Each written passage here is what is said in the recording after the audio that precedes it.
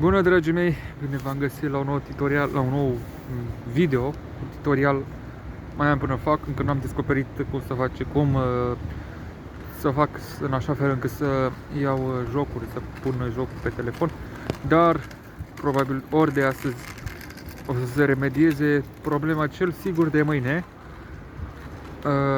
Dar nu foarte mult pentru mâine. Cred că mâine noapte, pe la ora 9, o să se remedieze această problemă. Ce vreau să vă anunț?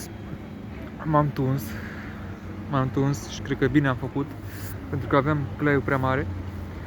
Ce vreau să vă zic, la urma urmei, cu vremea în continuare este superbă, este ok, portul e ok, astea mare ok, mai liniștită, nu chiar liniștită, dar e.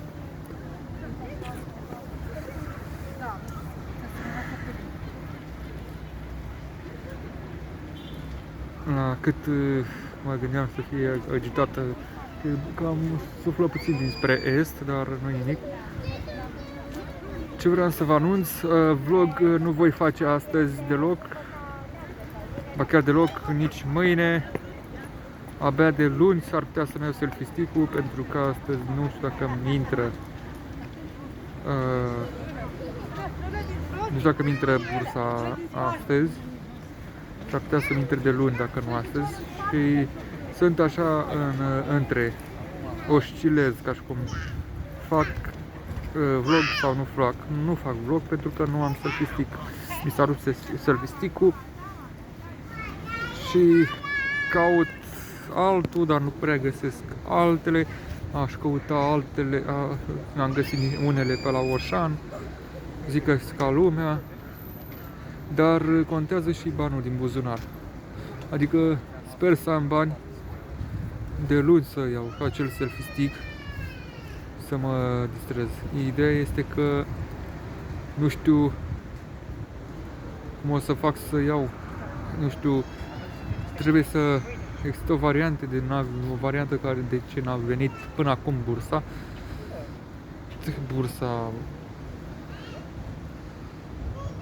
nu bursa, banii, și nu am bani ca să iau pur și simplu. Ce vreau să vă zic? Prin urmare,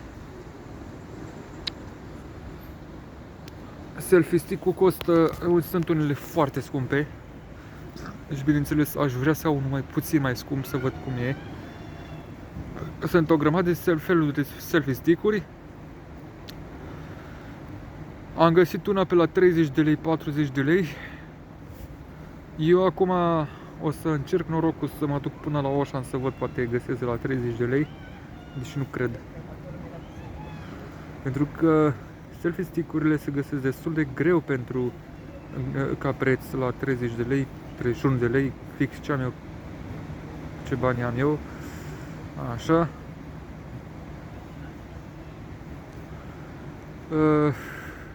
Dragii mei, am început să beau cafea dimineața și vreau să vă zic că mă simt tare bine. Evident, mă simt energic, n-am nimic. Am avut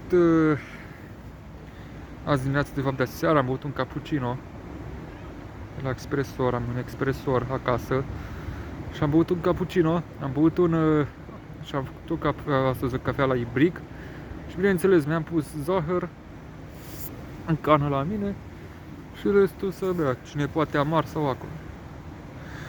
Am băut un pic de cafea și vreau să vă zic că mare diferență am simțit când beau cafea, mare diferență m-am simțit față de cum nu beam cafea și beam apă. E adevărat, și apa e bună, dar cafeaua, ca să vă învăț o chestie, cafeaua vă dă energie.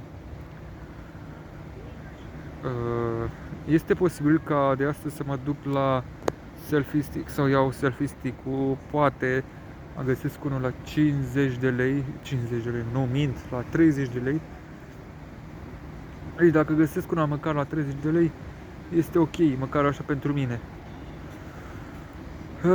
Și pe tot de ieri, deși n-am vrut, Am avut puțină treabă. Dar, în schimb, și la urma urmei o să fac în așa fel încât să mă duc până la Oșan, să văd care este treaba.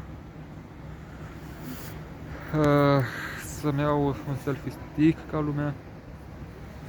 Un selfie stick normal trebuie să țină telefonul bine.